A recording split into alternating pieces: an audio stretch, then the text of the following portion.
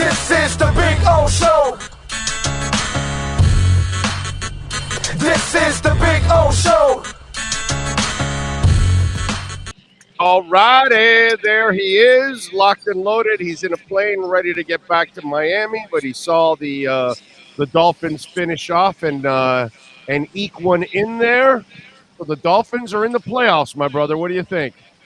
Man, they don't give pretty awards, but you make the playoffs, right? It was definitely ugly, but I think Dolphins fans would take it, right? 5 straight losses, but defense showed up, and you make it. And so you go up to Buffalo. I think it's official now. They're going up to Buffalo next weekend for to play the Bills in that playoff game. So, yeah. Yeah. Well, let me ask you something, and let me be a total homer on this point of view. You got a rookie coach, your starting quarterback misses 5 games. You have so many injuries all over on that team throughout, and you've lost a ton of them on defense.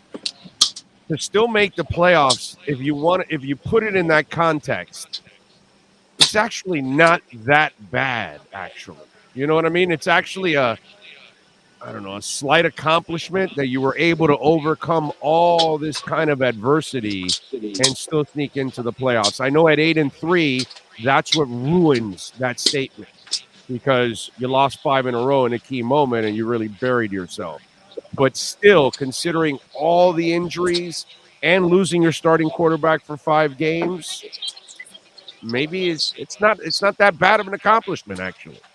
Right. I think, this is a team that hasn't made the playoffs since 2016, right? So playoffs are an accomplishment. That's just the reality of the situation, And so, of course, it hasn't ended pretty, but I do think that, you got a rookie head coach. You got a team that's had a bunch of quarterback injuries, a bunch of defensive injuries. Given the circumstances, I think they'll take it. Now, if you're asking, do you consider this a success? I think that's a different question.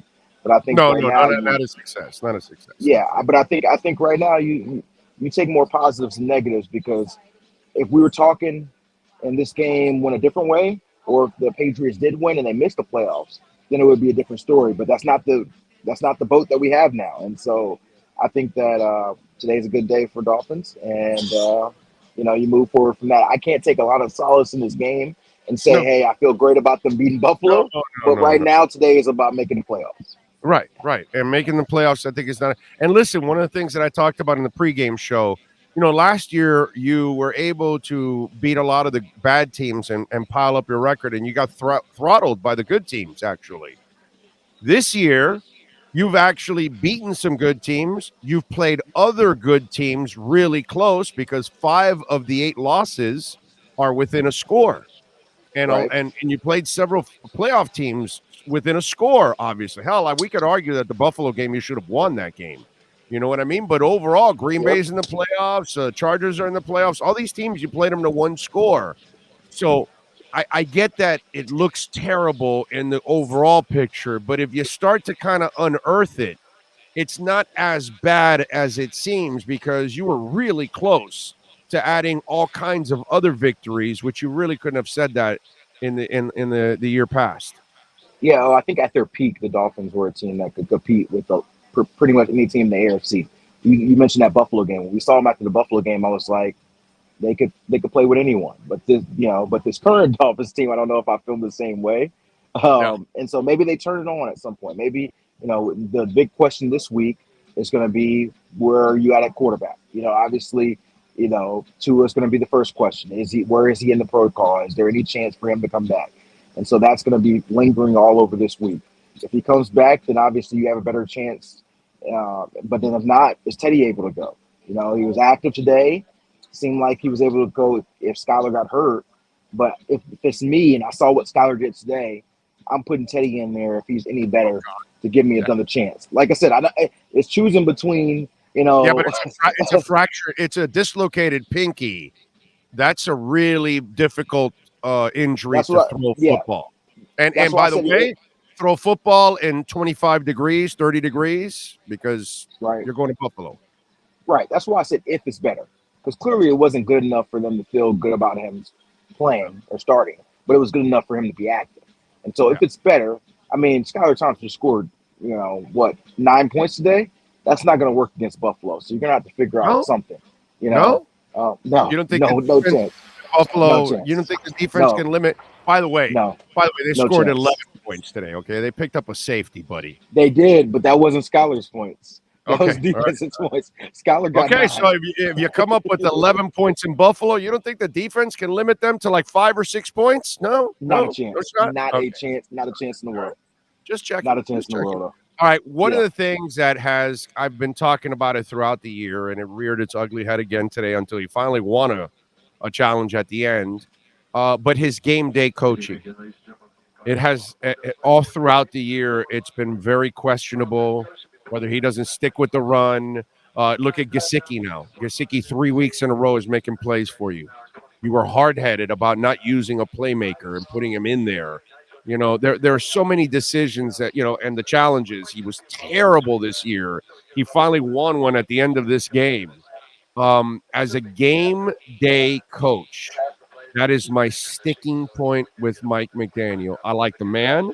I like his personality. I love his offensive mind. You can tell players play hard for him, but his game day management, and again, he's a rookie coach. That is something to be desired, and he's got to really work on that because, Cam, you know it, bro. Against the great coaches and the great teams, that's going to cost you a game every single time.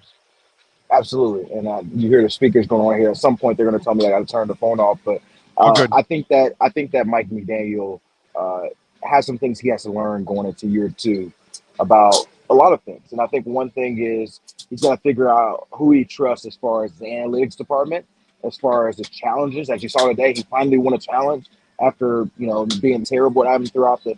He needs some people that can help him in the game management aspect, and I think that's normal for first year head coaches. This is a guy who had never even called plays before he got to this job. He was the behind the scenes drawing up the scheme for Kyle Shanahan and the 49ers run game. And so he's obviously proficient in this offense. But I think there's a lot of elements of the game management that he has to learn. And ideally, hire a coach, a veteran coach who can help him with that. I don't think there's anything wrong with saying, hey, I need somebody to help me with this. I need a little help. And so I'd imagine this offseason, whether it's analytics guy, whether it's a veteran coach, whether it's someone in that spectrum, there's some help added to help Mike be a little bit better in those areas of the game. I'm with you. All right. Final question. From what I understand, didn't Tua have to do some light workouts this week before you get into next week if you were going to play? Now, listen, for me, I wouldn't even play him for the rest of the season. I think he needs the entire offseason to rest and relax and recharge and give that brain and that head a rest and start next year. But what's the process? What's your gut tell you on how they're going to handle this Tua thing with one playoff game? Yeah, it all depends on what step he is in the protocol, right? And so, like, if you remember the week that he was coming back, there's a step where you can practice. It's usually step 3 or 4 where you can practice with no contact. Obviously, quarterbacks should no contact regardless in practice. He had not been in that stage because he was not even at practice. And so he would have to, in my opinion, get in that step very early in the week for him to have a realistic chance. It would have to probably be by Wednesday's practice. And so I think by Wednesday or Thursday, we'll have a good gauge of if there's even a chance for Tua to be ready there. I do think that he badly will push to play, but the protocol will be the protocol, right? And so I know that he's going to have second evaluations and third evaluations all around the country. And so the problem that he is going to run into is that if there's any question at all, any hesitation, they're going to hold him out. So I don't think it's going to be a situation where he's cleared on Saturday. I think it'll have to be he's cleared on Wednesday or Thursday before they trot him out there, or feel like he's going to be cleared on Wednesday or Thursday before they do that. And so, what's your gut tell you? What's your gut my tell you? My gut that is probably Teddy or Skylar starting that quarterback this week. Yeah. That's what I think. They do the responsible thing and do that and give the guy the off season. All right, safe in your travels, my friend. I appreciate you as always. Thank you for sharing your insight as always, my friend. Thank you. Absolutely. Have a good one, man. You got it. There you go. Cameron Wolfe. Follow him on Twitter at Cameron Wolfe. Catch his work there at the NFL Network and KSDT. Listen, Dade, Broward, or Palm Beach counties for our listeners in South Florida. Sometimes we'll tell you nationwide, for Slomin's Home Security, of course. You know what I mean? Nationwide, Essential Moving Experts will tell you about that, right? Edge Energy Drink will tell you nationwide. You guys can take it redrecover.com, nationwide, worldwide, naturebee.com, worldwide. But in this case, KSDT here in South Florida, Dade, Broward, or Palm Beach counties, forensic accounting, management advisory services, healthcare advisory, property management, wealth management, valuation, tax from domestic to international tax. They do all kinds of accounting services for you, assurance. They do it all.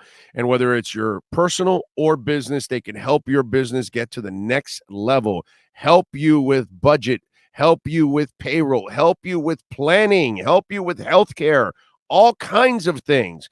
Call the great people at KSDT CPAs, 305-670-3370. The Wolfe Pack has been unleashed.